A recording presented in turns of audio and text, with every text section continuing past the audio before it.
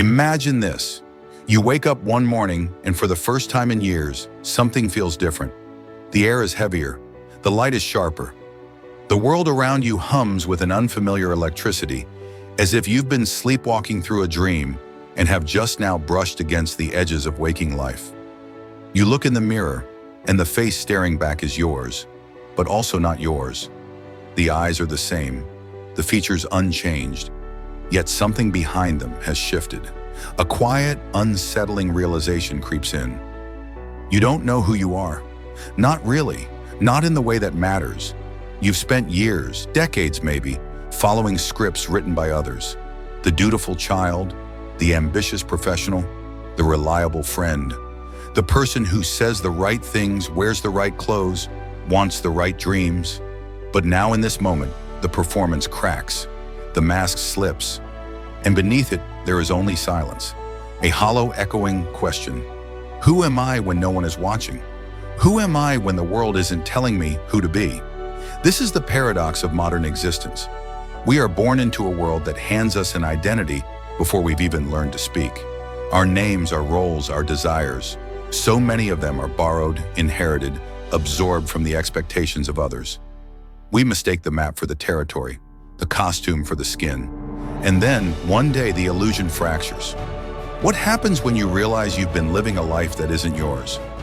Think of the last time you made a decision purely because you wanted to, not because it was practical, not because it would please someone else, not because it was the right thing to do. When was the last time you acted from a place of raw, unfiltered authenticity?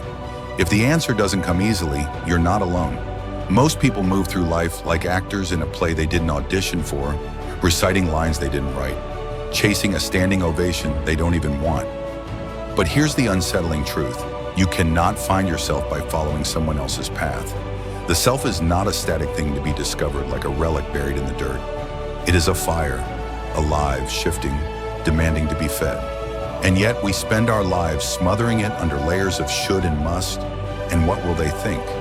We trade our wildness for approval, our curiosity for comfort, our truth for the illusion of belonging.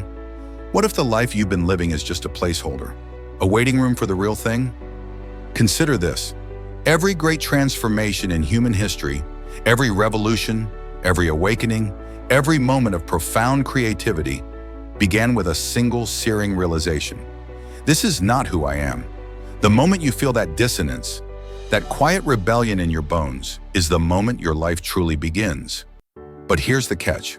Most people never let themselves reach that moment. They silence the discomfort with distractions, numb it with routines, drown it in the noise of the world. They choose the safety of the known over the terrifying freedom of the unknown. So I ask you, how much of your life have you spent performing rather than living? How much of your identity is truly yours? This is not a question with an easy answer. It's a storm you must walk into, a darkness you must face without a map. But on the other side of that storm is something extraordinary, a life that is yours, undiluted, uncompromising. The journey begins when you dare to ask, who am I beneath all the noise? And the answer will change everything.